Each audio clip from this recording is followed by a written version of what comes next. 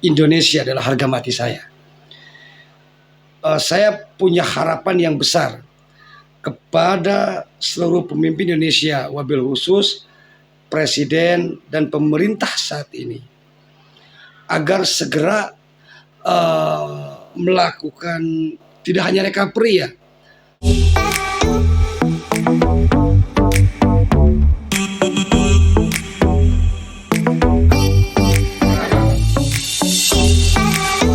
Merdeka, Marhaen Jaya. Assalamualaikum warahmatullahi wabarakatuh. Alhamdulillah di penghujung tahun 2021, 31 Desember 2021. Bertemu lagi bersama saya, Baharudin Farawan, tuan rumah podcast The Marhaen. Bung dan mbak sekalian, di penghujung tahun ini banyak persoalan yang dibahas sebagai akumulasi dari kinerja pemerintah. Sebagai warga negara dan memiliki partisipasi publik, kita tentu ingin memberikan masukan maupun koreksi atas perjalanan pemerintahan Presiden Jokowi dan Bapak Wakil Presiden Profesor K. Haji Ma'ruf Amin. Di studio kita pada sore hari ini, saya sebagai tuan rumah telah mengundang Bung Diko Nugraha. Assalamualaikum, Bung. Waalaikumsalam warahmatullahi wabarakatuh. Bung Diko Nugraha ini beberapa hari lalu kami berjumpa dalam sebuah acara, dan kemudian sebagai sahabat lama saya merindukan pikiran-pikiran beliau, karena perjalanan pemuda Indonesia juga tidak terlepas dari kesejarahan bangsa dan negara kita, dan Bung Diko ini salah satu pilar pemuda Indonesia. Selamat datang di markas Marhaen Marinda, tepatnya Wisma Marinda, DPP Pemuda Demokrat Indonesia. Ya, waalaikumsalam, luar biasa. Terima kasih. Iya, Bung Diko, sebagaimana judul acara kita, yaitu bincang-bincang pemerintahan Jokowi tahun 2021. Ya, semacam memberikan raport lah. Meskipun kita bukanlah lembaga yang berwenang untuk memberikan raport, tapi setidaknya ruang-ruang diskusi untuk mengingatkan kita atas perjalanan bangsa dan negara kita ini perlu selalu mendapat partisipasi publik. Dan kita sebagai organisasi kepemudaan, kami DPP Pemuda Demokrat dan Bung Diko selaku Ketua Umum Gerakan Pemuda Islam, bagian dari fungsi kontrol itu. Bung Diko, sebelum kita lanjut ke, saya panggil Bung. Kalau di organisasi kita sebelumnya panggilan sahabat. Tapi karena ini di rumah Marhaen, jadi kelompok nasionalis panggilannya Bung. Termasuk di KNP juga panggilannya Bung. Bung Diko, sebelum kita diskusi lebih lanjut, saya ingin, karena ini kita disaksikan nanti oleh teman-teman, sahabat-sahabat, Bung, DPD, DPC, Pemuda Demokrat se-Indonesia. Jadi mohon perkenalkan diri dan pengalamannya. Silakan, Bung. Baik. Assalamualaikum warahmatullahi wabarakatuh. Waalaikumsalam warahmatullahi wabarakatuh. Allahumma sholli ala sayyidina Muhammad wa ala ali sayyidina Muhammad.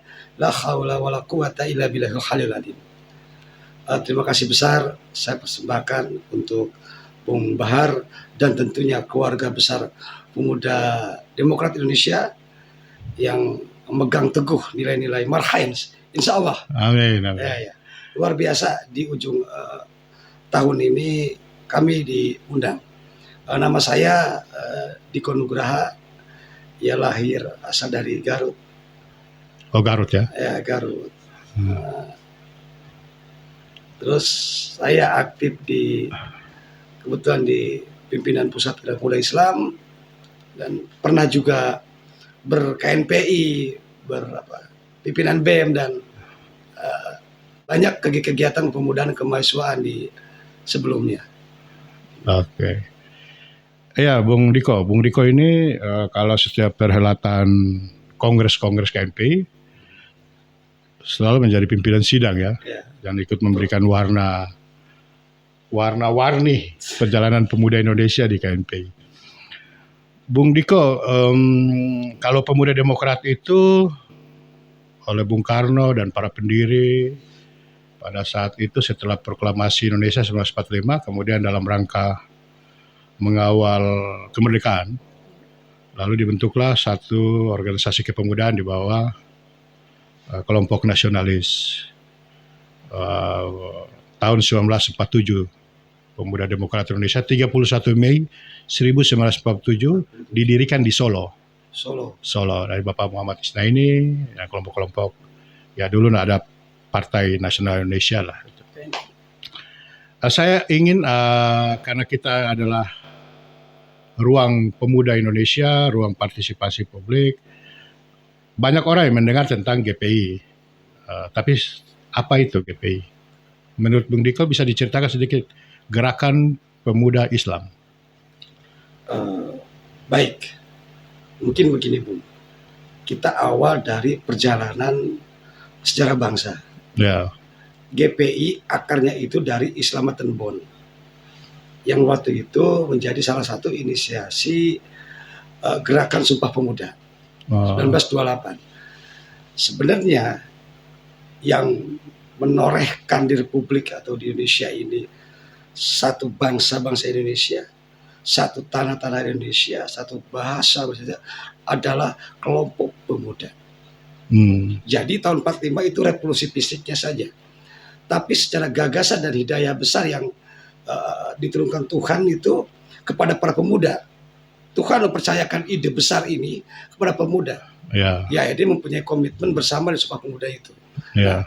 Kami dulu awalnya namanya bukan GPI, karena dulu masih agak Hindia Belanda ya, Islamatan Bond, Pergerakan Muda, ya, yang memang afiliasinya ke Islam. Nah, itu bagian dari turunan gerakan perintis kemerdekaan yang digagas oleh Cokro Aminoto 1905. Bersambung ya. Sebelum masuk jauh. Bersambung ke 1928 kelompok Nyong-Nyong ini. Jadi dulu kan belum ada Serikat Persatuan. Jadi organisasi hanya baru ada 3 waktu kalau nggak salah ya, Ismaton, SDF ya, dengan kelompok agama. Jadi belum ada kesatuan, makanya dibungkus oleh kedaerahan. Nyong Maluku, Nyong Ambon, Nyong Batak, Nyong Sunda, Nyong Jawa. Itulah yang menjadi komitmen dasar Republik awal berdiri Republik ini.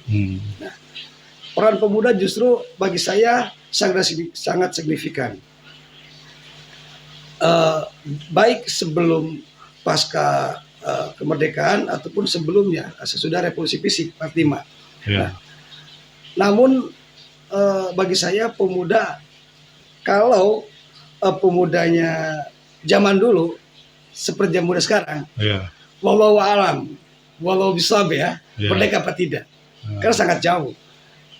Bung Karno mengatakan bahwa tugas kita yang utama bukan soal membangun negara dan bangsanya, tapi the nation character building.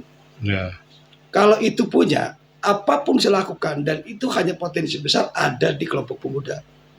Mau itu pemuda afiliasi Islam, nasionalis, baik atau komponen yang lain. Jadi tepatnya GPI lahir tahun?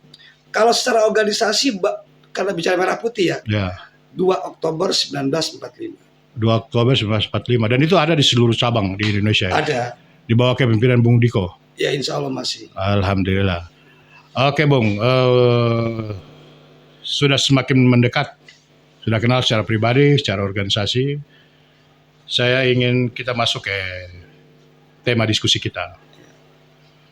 Bulan Desember ini kita juga memperingati Hari Anti Korupsi Sedunia. Bahkan tidak tanggung-tanggung, Presiden memperingati Hari Anti Korupsi Sedunia di gedung KPK. Ini bentuk apresiasi atau bentuk kekhawatiran terhadap kinerja KPK. Dari sisi hukum, menurut Bung Diko, 1 tahun perjalanan pemerintahan Januari sampai dengan 31 Desember per hari ini, dari aspek hukum seperti apa? Ya, baik. Ini sebenarnya salah satu dari 8 agenda reformasi memberantas KKN dalam bentuk apapun.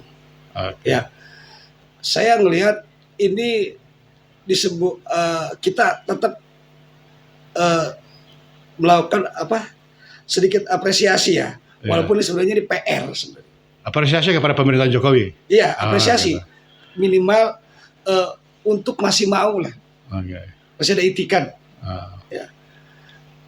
Walau ini adalah PR lama sebenarnya dari 8 agenda reformasi. Salah satu itu bahasa KN. Ini luar biasa, tergantung apakah perangkat-perangkat dan manpowernya penegak hukum itu mampu secara konsekuen tidak, tebang pilih atau tidak. Itu yang harus kita sama-sama mari bantu dan support para penegak hukum untuk menuntaskan masalah korupsi. Ya, memang isu korupsi ini di berbagai belahan negara di dunia ini masih menjadi dominan ya. Masih menjadi trading 30% opini di publik ya, internasional, bahwa pemberantasan korupsi terutama di negara berkembang ya sebenarnya, seperti Indonesia ini masih banyak celah yang bisa dilakukan pola-pola oleh para koruptor dan komprador ya tentunya. Oke, Bung Diko, dalam catatan yang dirilis oleh pemerintah di Istana itu tahun 2021 ini ada 3 hal utama yang dibutuhkan oleh rakyat dalam penyelesaiannya. Pertama tadi kita sudah diskusi tentang korupsi, terus yang kedua itu sembako murah, dan yang ketiga yaitu penanganan pasca, meskipun masih ada ya, tapi kita hitunglah pasca pandemi. Recovery pasca pandemi dalam tata kelola ekonomi dan pertumbuhan itu, kira-kira rakyat ada pada posisi mana menurut Bung Diko? Apakah sudah ada proteksi dari pemerintah? Atau antrian masih panjang untuk menunggu bantuan? Atau sembako juga masih salah digunakan? Sehingga kita masih berputar-putar di situ tanpa memikirkan recovery ekonomi. Silakan, Bung. Baik, sebenarnya kita kalau diskus ya, perbandingan dengan negara-negara tetangga yang kebetulan sama mengalami pandemi. Nah, kita lihat manajemen konflik dan manajemen resiko sosialnya. Kalau kita masih menempatkan rakyat ini menjadi objek pandemi, kita akan sulit menemukan jalan yang terbaik untuk recovery. Sudah pasti, karena penempatan rakyat sebagai objektif dalam penanganan pandemik ini akan menjadi multi tafsir, multi kepentingan, dan syarat akan sedikit penyimpangan. Banyak yang terjadi seperti kasus masyarakat Indonesia nggak pernah lupa lah masalah kasus di bansos ya, itu hal kecil. Belum implikasi efek dari kebijakan pandemi sangat luar biasa.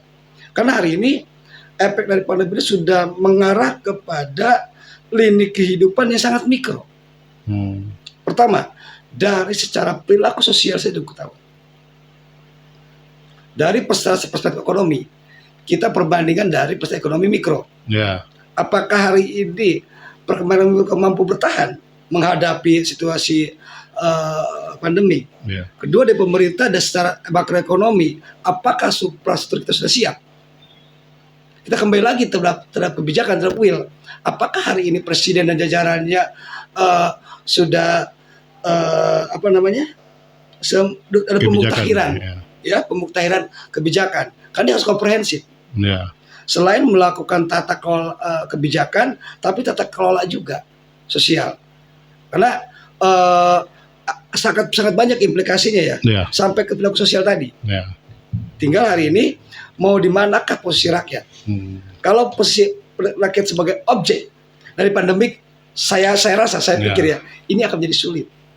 Oke, Bung Diko, biar pemirsa ini lebih mudah menangkap yang dimaksud Bung Diko. Pertanyaan saya, seorang ketua umum GPI di pra pandemi, dan pasca pandemi, ekonominya stabil atau menurun? Sudah pastilah kita akan mengikuti keseluruhan ya, pasti akan menurun. Menurun ya? Siapapun akan menurun. Oke. Entah kalau pejabat publik ya, kalau misalnya. Menurun itu maksudnya dulunya mobil terus sekarang pakai motor gitu. Ya, ya bisa itu. Berpengaruh. Ini terefisiensi kalau itu. Ya, artinya oke. Tapi memang kita sadari, bahkan rakyat banyak yang masih berteriak tentang soal ini. Dan jumlah populasi Indonesia yang 270 juta, saya pikir juga persoalan sementara. Recovery ekonomi dan kebijakan ini, karena rakyat itu kan ada di kabupaten kota dan di provinsi. Tidak semuanya ada di sentra di Jakarta. Sehingga ini masih butuh penataan dan kita setidaknya masih punya harapan di 2022 lah. Insya Allah. Baik, menarik. Berikut saya ingin tanya ke Bung, sebagai seorang aktivis, Bung Diko ini sering keluar masuk sering dikejar juga karena kebijakannya yang selalu kadang-kadang bersama-sama dengan negara, tapi lebih banyak berhadapan dengan negara. Itulah yang menjadi kenapa kita perlu diskusi lebih dekat dengan Bung Diko. Bung, saya ingin kita lihat Desember, lalu sekitar November, Oktober itu Mahkamah Konstitusi terpaksa harus menyatakan bahwa Undang-Undang Cipta Kerja yang 1000 halaman itu, yang terdiri dari 39 undang-undang yang diperas menjadi satu undang-undang itu. Omnibus Law. Omnibus Law itu dia hanya diberi kesempatan untuk berlaku 2 tahun. Dan kelompok saudara-saudara kita, kelompok Marhaen, wong cilik yang ada di Buru bergembira tentang itu. Menurut Bung, dari aspek Undang-Undang Cipta Kerja ini, mampukah dia beradaptasi dengan iklim ekonomi Indonesia, atau investasi ini justru menguntungkan kita, atau sebaliknya? Silakan, Bung. Baik, saya sebenarnya dari awal, ketika awal munculnya Omnibus Law ya, saya beberapa kali bikin surat ke DPR, diskusi dengan kelompok buruh. Memang sebenarnya Omnibus Law ini bagus, visinya bagus, menjederhanakan seluruh proses peraturan berkaitan dengan tenaga kerja, berkaitan dengan industri, berkaitan dengan ekonomi ya, dalam untuk menyederhanakan agar tidak tumpang tindih dan akhirnya menghambat investasi. Nah, saya ngelihat memang visinya sangat bagus. Lagi-lagi kita akan bentuk secara regulasi, karena ini akan menjadi ada potensi ruang perspektif baru yang itu akan menjadi perdebatan. Kalau perdebatan itu dikonfirmasi dengan baik, ya, inilah perlunya kita. Kalau dalam saya sebetulnya bertabayun. Ketika ada dua cara pandang yang berbeda, dan saya ngelihat ini sama-sama proses ijtihad. Ini ijtihad yang baik. Kenapa enggak? Jangan lantas kita menolak begitu saja. Itu keliru juga. Yang tiba-tiba menolak aja tanpa dasar, tanpa memahami, tanpa mengetahui tujuannya. Terus tiba-tiba menerima tanpa pertimbangan proses kemanusiaan. Itu juga salah juga. Jadi harus ada check and balance, karena sebenarnya niat baik tapi dilakukan dengan cara yang buruk juga salah. Apalagi niat buruk dilakukan dengan cara yang baik, itu makin salah juga. Oke, Bung. Dalam putusan MK itu kan memberikan kesempatan kepada pemerintah dalam waktu 2 tahun. 2 tahun dicoba untuk merevisi total. Dan dalam waktu prakteknya itu selama 2 tahun ini pemerintah tidak boleh dilarang untuk mengeluarkan peraturan turunannya. Apa saran Anda untuk Presiden Jokowi dengan melihat dalam kacamata saya ketidakpastian hukum ini tentang Undang-Undang Cipta Kerja? Dan Pak Jokowi kira-kira apa sih yang mau dilakukan? Dengan 2 tahun toh kalaupun tidak berhasil pasti akan kembali. Dan sementara investasi sudah banyak yang masuk. Gini, apapun kebijakan itu perlu diuji.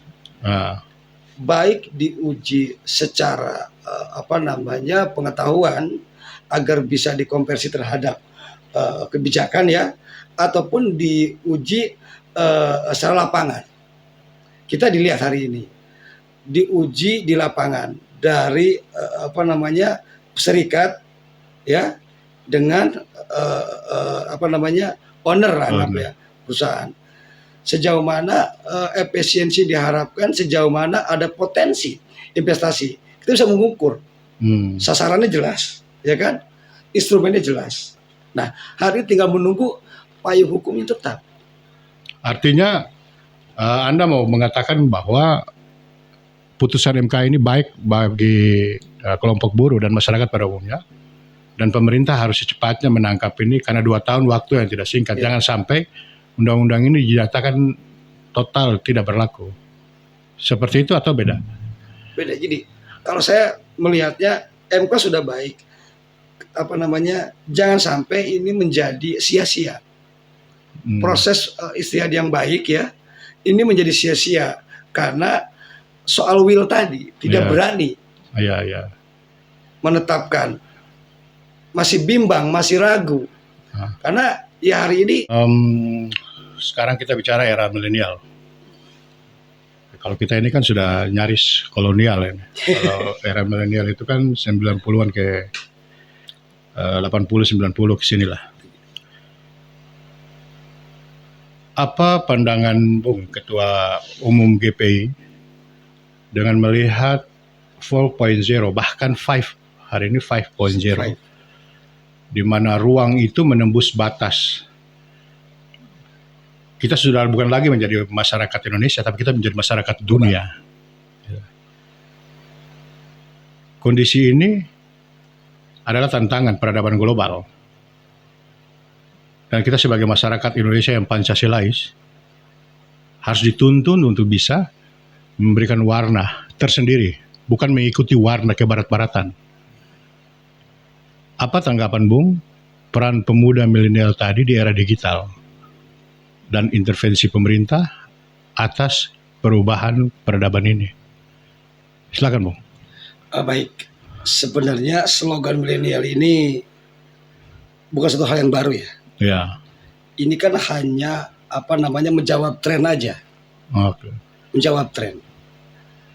Di mana tren ini bisa merubah culture dan perilaku tertentu sesuai dengan konten waktu dan situasi tertentu. Ya. Nah, saya ngelihat antara milenial dan point of zero, bahkan point of zero belum belum sejajar, tidak berbanding lurus. Oke. Karena kita masih terjebak bahwa isu milenial isu tren, padahal sesungguhnya isu milenial itu adalah menjawab untuk usia produktif pada tataran pemula. Nah, soal kebijakan pemerintah justru hari ini perlu ada sebuah, bukan kisi-kisi, sebuah formulasi ya, untuk mengelola SDM milenial ini. Apakah ini untuk mempersiapkan siap menciptakan daya saing, atau bagian menjadi cipta saing? Ini beda loh. Makanya perlu adanya sebuah inkubasi nasional, inkubasi. Jadi betul-betul di hasil laboratorium bahwa SDM potensial kita dipersiapkan pada usia pemula sejauh mana? Karena beda dengan isu point of zero yang ada di Jepang misalkan, di Turki ataupun di Selandia Baru ya, atau di Kanada. Itu sangat berbeda dengan negara berkembang Indonesia khususnya. Jadi belum bisa menjawab substansi dari isu gerakan milenial ini. Masih jauh harapannya. Kita masih terjebak di tren. Jadi soal hari kita menghadapi situasi era digital yang merupakan bagian tuntutan global, jujur kita belum siap. Adapun ada perkembangan hari ini di digital medsos ya, seperti ini, tapi orientasi penggunaannya masih jauh dari harapannya. Hanya baru tren ya, belum menjadi sebuah kebutuhan yang menjawab potensial tadi. Kalau demikian menurut Anda, maka apa sarannya buat pemerintah dalam rangka pemanfaatan era digital tadi bagi kelompok muda? Meskipun kita lihat pembantu-pembantu presiden juga masih ada ya, pemerintah sudah memperlihatkan itu. Memang tidak milenial banget, tetapi wajah muda itu masih ada. Yang kedua, Pak Presiden Jokowi kan juga memfungsikan kelompok-kelompok muda dari berbagai sentra sebagai staf khusus milenial presiden. Apakah itu masih kurang menurut GPI? Baik, ini bukan soal kurang dan lebihnya, Bung. Ah, Karena gini, setiap kebijakan satu itu perlu instrumen. Instrumen itu bisa juga payung hukum, bisa juga kebijakan. Dan itu tidak mungkin sebuah instrumen diciptakan kalau tidak ada tools, tidak ada perangkat. Pakai apa pergerakannya? Ya hari ini ada staf-staf, mohon maaf staf-staf apa, milenial. Bagi saya itu hanya bagian dari aksesoris saja, aksesoris. Tidak mengarah kepada fungsi. Hari ini kita kan kalau memang kita mau mengejar gerakan milenial, sejauh mana fungsi bahwa staf presiden itu melakukan stimulasi terhadap kelompok pemula atau milenial tadi itu. Dan pemuda Indonesia tidak merasakan keberadaan mereka. Oh tidak. Saya bilang tadi kita perlunya inkubasi, mempersiapkan, mencetak, kita perlu melakukan laboratorium kepemudaan seperti penjelasan teknologi dan lain-lain, penguasaan instrumen knowledge, gitu ya, hingga betul-betul pemula itu dipersiapkan untuk menciptakan daya saing. Bukan ikut arus daya saing, kan salah. Di Jepang misalkan diuji atau di Cina, kelompok STM misalkan akademik STM di para kuartal kelas 2 itu ya, atau kelas 13 atau 14 sudah mampu menciptakan teknologi terapan baru. Ada uji bentuknya, ada fisiknya, gitu loh. Nah, kita belum ada instrumen dan tools untuk ke arah sana. Yang ada hanya baru aksesoris, dan itu orientasi terhadap tren, bukan kebutuhan, bukan need. Kalau sudah menjadi sebuah need, otomatis dengan sendirinya secara alami itu berjalan dengan qadariyahnya. Artinya need dan tools tadi menjadi penting. Penting. Karena Indonesia juga bonus demografi dalam usia milenial itu. Baik, Bung. Sementara tadi yang saya tanyakan dari aspek Pancasila sebagai sebuah negara yang Bhinneka Tunggal Ika, negara yang luas wilayahnya, majemuk, tentu ancaman digital ini kan cukup besar. Jika Pancasila tidak menjadi filter atas peradaban kita di dunia sosial melalui media tadi, menurut Bung seperti apa posisi Pancasila di mata Bung dan di era kekinian ini? Baik, ini sangat dalam dan sangat menarik. Karena ini bagi saya tidak hanya bicara akar nadi bangsa, tapi kalau saya anggap ini sebuah ruh. Ruh NKRI, ruh merah putih. Sebenarnya kesejatiannya itu ada di Pancasila.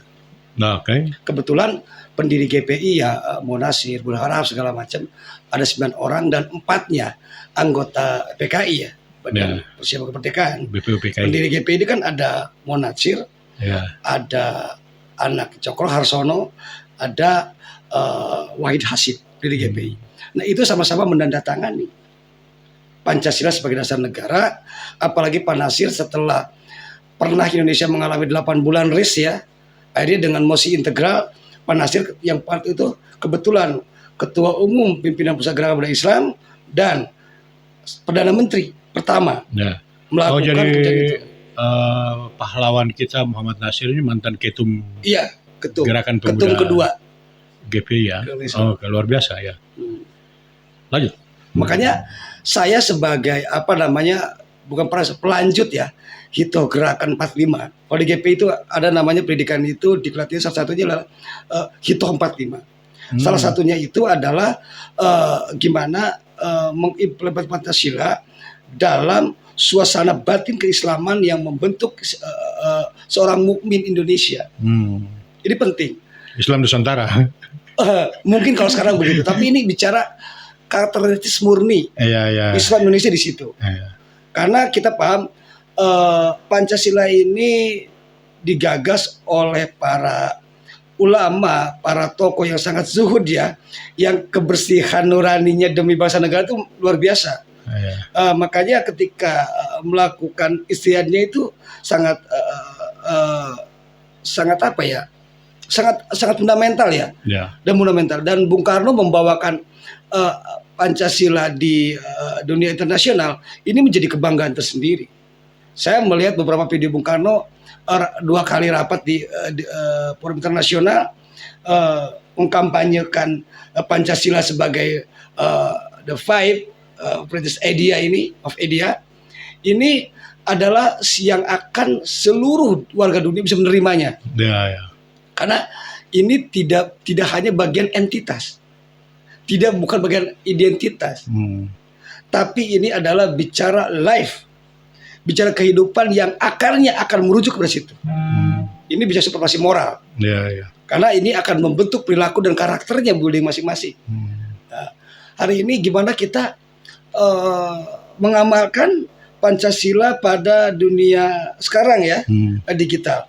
Justru saya bertanya, adakah hari ini lembaga atau instrumen, ya, entah itu dimulai dari partai politik, ormas, ya, perangkat negara yang telah melaksanakan Pancasila dengan konsekuen, tidak hanya sebagai jargon dan slogan belaka.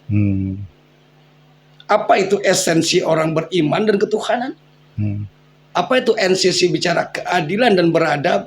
Sementara di era kini kita masih bertengkar. Ya, ucapan Natal boleh atau enggak? Ini kan lucu gitu. Jadi sangat tidak berbanding lurus. Antara gagasan oleh Panding Badar yang diwariskan sangat baik, tapi kita tidak mampu. Jangankan melaksanakan, mencerna saja sulit. Ini terlepas kritik saya terhadap BPIP ya, mampu nggak ini mensosialisasikan instrumen Pancasila terhadap kehidupan lini akar rumput sekalipun. Mengembalikan jati diri bangsa. Jadi Pancasila bukan instrumen seperti, mohon maaf, instrumen pada zaman Orde Baru misalkan. Instrumen pada zaman reformasi ke sini, atau Pancasila zaman era sekarang, gitu kan?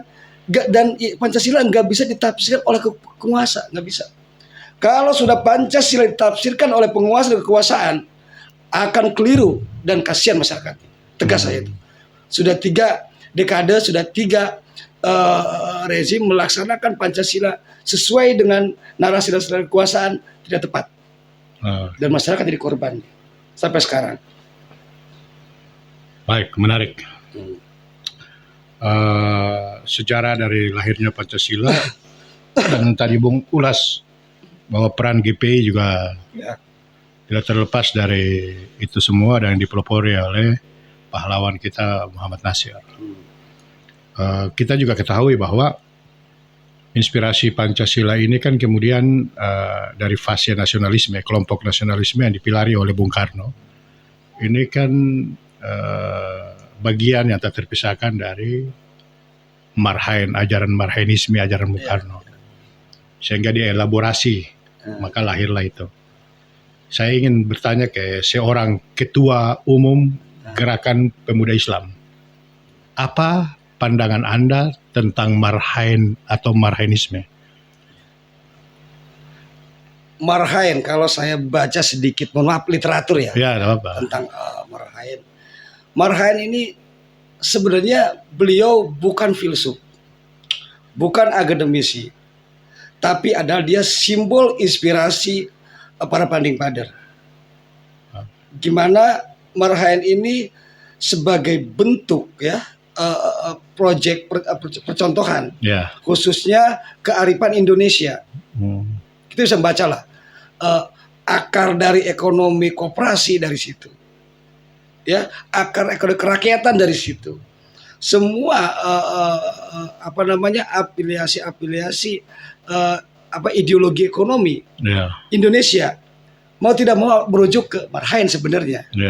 Cuma kan sempat Marhain ini dikorbankan ya pada rezim tertentu, dikorbankan hingga tidak tersosialisasi. Ya tidak mungkin lah sekelas Bung Karno yang luar biasa ya itu mengambil inspirasi sembarangan. Pasti ada pelajaran yang berarti yang memang itu menjadi sumber sublimasi keyakinan dirinya. Apapun Bung Karno pernah belajar di seorang ulama. Ya, Bung Karno berproses di Cokro Aminoto bersama dengan para pendiri GPI juga di situ. Gitu kan? Tentu inspirasi satu sisi dari keislaman beliau, kesolehannya beliau ya, dan menjadi orientasi terhadap nasionalisme yang religius, itu sebenarnya pondasi dasar bangsa ini. Ya, ya, ya. Kalau tidak paham ya akan dipelesetkan Marhaen, Marxisme apa itu kan Ya, ideologi ya, transformasi dari internasional. ya. Sekarang Marhaen betul-betul genuine, asli. Asli karya lokal. Ideologi asli gitu loh. Ya. Nggak mungkin ideologi asli yang tidak mengena terhadap kelokalan. Tinggal kitanya saja mau mengeksplor nggak, mau belajar nggak. Itu saja. Apalagi di era kini kan semakin memudah dengan banyak munculnya paham-paham. Harapan saya kepada pemuda demokrasi Indonesia agak sedikit harapan itu ya untuk mensukseskan nilai-nilai kebaikan dari ajaran Marhaen ini. Karena aku yakin kalau organisasi dia berjalan dengan akar ideologi dan keyakinannya pasti bahkan baik. Dari manapun pasti, saya yakin. Luar biasa. Terima kasih untuk pandangannya terhadap Marhaen. Karena di luar sana kan masih ada, ya kita bicara jujur, ada ditempelkan dengan paham-paham intoleran, paham-paham yang kekiri-kirian, gitu kan. Sehingga tanggapan Ketua Umum GPI ini menjadi penting dan bisa menjadi siar untuk bersama-sama dengan kita, Marhaen, kita sama-sama merajut sinergi. Kalau kita di sini sinergi bersama untuk Indonesia maju. Oke. Baik, Bung. Marhaen sudah. Mungkin yang terakhir saya mau tanya sebelum kita masuk ke penghujung. Pilkada serentak 2024 adalah tonggak baru untuk menuju Indonesia selanjutnya. Karena pilkada bukan saja pergantian kepemimpinan, tapi pilkada juga atau pemilu serentak di 2024. Legislatif, DPR RI, DPD RI, provinsi, kabupaten kota, bahkan sampai presiden serentak diganti. Bagaimana tanggapan Bung tentang pemilu serentak 2024? Silakan.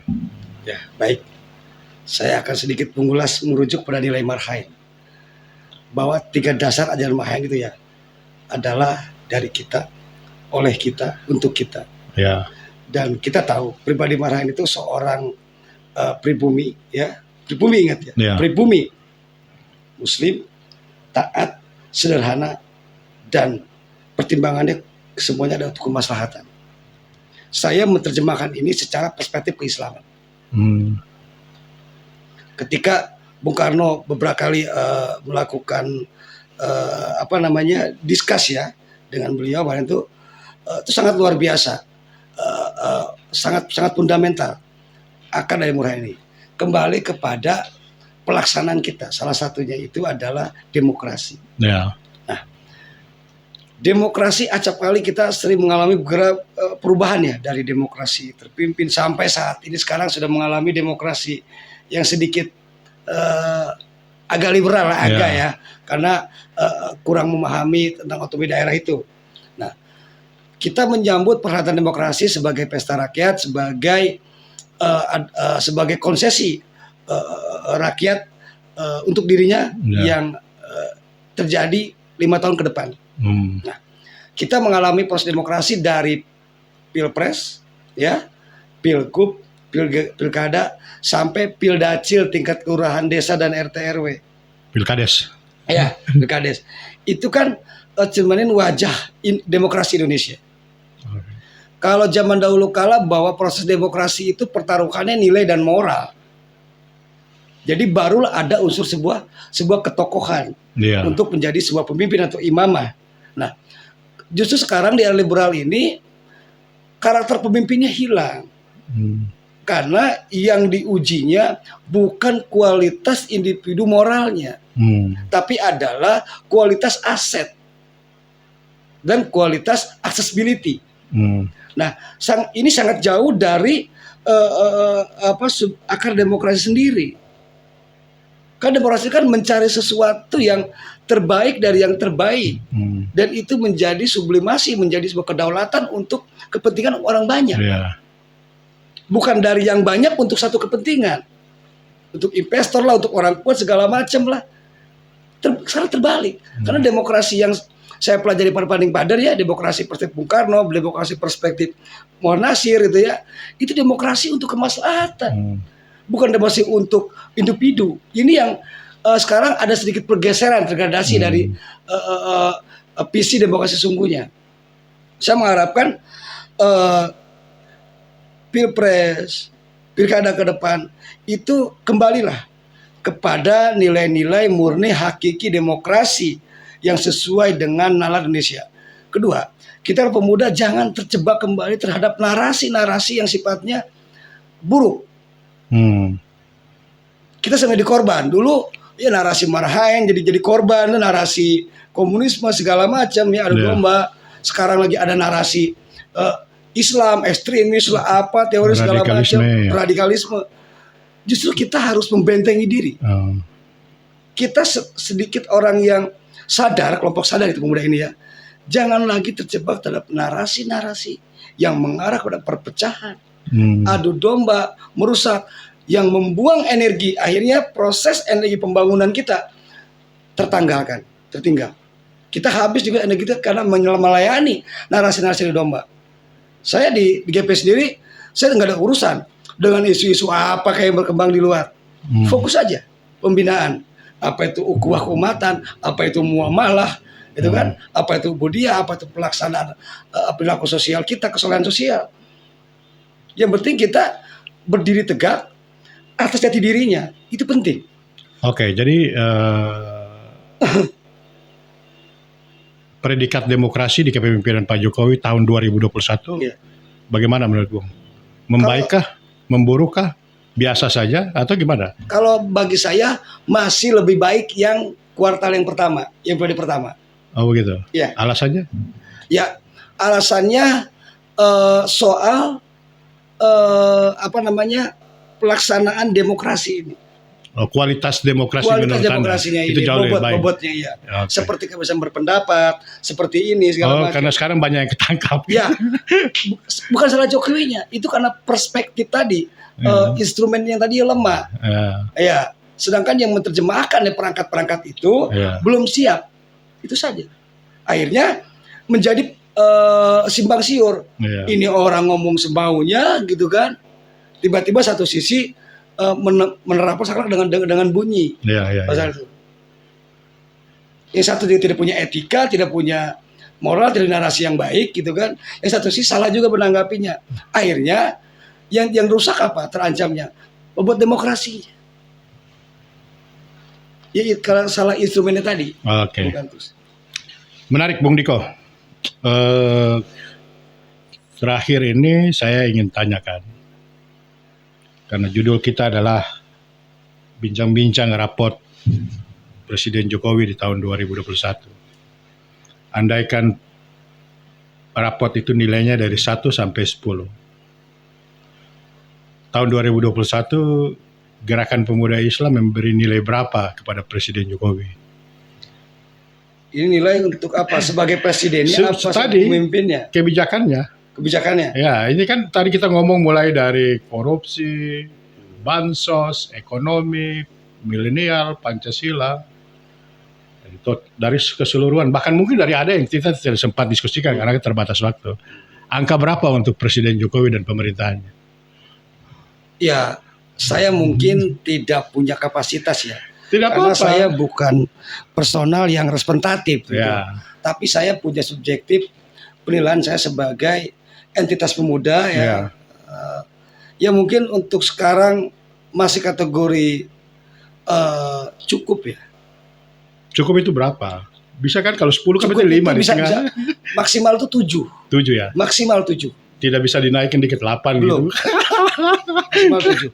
Karena mungkin hari saya melihat saya sebenarnya bangga, salut terhadap Jokowi. Nah, cuman tidak bisa Pak Jokowi presiden ini bekerja sendiri. Dan tidak bisa juga orang bekerja tanpa kontrol dan monitoring. Ya. Ini penting. Support itu kan tidak hanya mendukung, tapi memberi saran, memberi pandangan yang berbeda, itu bagian dari support. Ya. Nah, check and balance itu penting di sini. Makanya perlu ada keseimbangan sosial. Makanya saya bernilai untuk saat ini masih kategori cukup Pak Jokowi untuk memimpin ya, karena luar biasa beratnya untuk menjadi presiden bangsa ini ya. Ya. Dengan 1,9 juta panjang kilometer, dengan 270 juta jiwa, berbagai problem, apalagi sekarang pandemik, Ya. terus wabah nasional, terus bencana alam. Ya. Siapapun hari pemimpin akan kewalahan. Sebenarnya berat lah. Apalagi keuangan kita juga Utang luar negeri utang luar negeri, sudah menumpuk. terus uang-uang kita yang di luar belum bisa kembali. Tapi Jokowi minimal berani memulai. Dan memberi Itu- warna dalam Itu kelebihan Pak Jokowi. pergaulan internasional. Ya.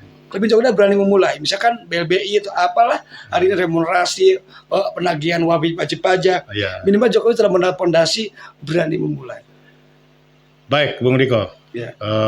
Kita di penghujung. Saya ingin ada closing statement. Closing statement ini kira-kira dalam perbaikan pemerintahan dan saran, kalau saya nanya Pak Presiden nonton atau pembantunya nonton channel YouTube kita ini, untuk perbaikan iklim pembangunan dan demokrasi sosial budaya di tahun 2022 mendatang, apa saran Bung Ya. sebagai closing statement? Setidaknya bagaimana dari angka 7 itu dia menjadi angka 8, angka 9 di tahun mendatang. Silakan Bung. Ya, baik. Saya tentu sebagai anak kandung Bumi Pertiwi Indonesia ini, Ya. apapun yang terjadi, tetap merah putih adalah harga mati saya, NKRI adalah pilihan saya, Indonesia adalah harga mati saya. Saya punya harapan yang besar kepada seluruh pemimpin Indonesia, wabil khusus Presiden dan pemerintah saat ini, agar segera melakukan tidak hanya recovery ya, termasuk juga rekonsiliasi perlu, terutama rekonsiliasi yang berbeda pandangan juga penting. Ini Oke. penting ke siapapun hari ini yang berbeda pandangan atau berbeda pendapat atau berbeda perspektif Ya. dalam melihat persoalan bangsa. Karena bagi saya perbedaan adalah sebuah khasanah, Ya. sebuah kekayaan. Kalau Pak Presiden Jokowi tidak bisa menangkap perbedaan adalah sebuah khasanah, ya, maka nanti akan terjebak sendiri. Kita soal berkampanye tentang kebinekaan, Ya. ya, itu adalah bagian karakter produk bangsa ini, binekaan Ya. itu nggak bisa dipungkiri, nggak usah kampanyekan. Tapi gimana kita mengimplementasikan kebinekaan sendiri? Ya. Minimal kita memulai dengan cara berpikir. Oke. Kalau cara berpikir kita tidak adil, cara berpikir membedakan sesuatu yang dari kita, dan kita menyimpulkan, itu akhirnya jadi zalim. Saya muda Islam, Bung Bahar muda nasionalis. Kalau tidak terkonfirmasi perbedaan kita di sini, Ya. di mana sama-sama visi kebaikannya, kita bisa baku pukul. Ya, karena perbedaan itu. Nah, tapi kita disatukan oleh niat yang baik, oleh tujuan yang mulia. Apapun akan terjadi dengan senyuman. Nah, saya melihat ke depan ini, berharap ya, ini agar bisa mencapai rating yang baik, dan insya Allah di penghujung nanti pemerintahan ya husnul khatimah, meninggalkan yang baik. Aku yakin saya punya tujuan yang sama dengan Bung. Baldatun, Toibatun, Gofur. Saya ingin negeri yang baik, negeri yang kuat, negeri yang makmur dan sejahtera masyarakatnya. Saya sama loh. GP punya keinginan itu. Sama nggak Bung? Sama, Nasionalis? sama. Sama. Boleh tanya yang lain. Pasti sama. Kenapa kita tidak menguatkan si kesamaan di situ? Soal formulasi teknisnya itu serahkan aja kepada ahlinya. Teknis. Tapi minimal kita punya istihad ya yang sama. gitu loh. Gak usah meruncingkan suatu perbedaannya. Buat apa kita kampanye bineka? Wah, kita harus bineka. Tapi cara berpikirnya tidak bineka. Ya, ya. Wah, ini oposisi, wah ini. Oh, gimana kalian mau ngomongin kampanye bineka? Cara berpikir aja tidak berbineka. Kalau saya kan bisa gitu. Ini kita bineka loh, beda loh. Ya. Saya bajunya putih, bung merah gitu loh. Tapi ya bineka kita di meja ini. Ya. Untuk Badatun Thayyibatun tadi. Baik, Bung Diko. Ya. Itulah closing statement dari Bung Diko. Ya. Ada satu kalimat yang menarik, bahwa Pak Presiden harus melihat perbedaan sebagai hasanah. Kaya. Baldatun Thayyibatun Ghafur. Ghafur. Sekian dari saya, podcast The Marhaen, sinergi bersama untuk Indonesia Maju. Ya. Wallahu muwaffiq ila aqwamit thoriq. Wassalamualaikum warahmatullahi wabarakatuh. Merdeka, Marhaen, Jaya, Jaya, Indonesia. Jaya. Terima kasih Bung Diko atas kehadirannya. Tunas muda bersemi Terima kasih. mengisi Sekali pakai Banten gantikan yang tua. Tak terdengar tangis, tak terdengar tawa. Redalah reda. Sini, foto sini. Sini deh, ayo foto. Oh di sini, foto musik. Waktu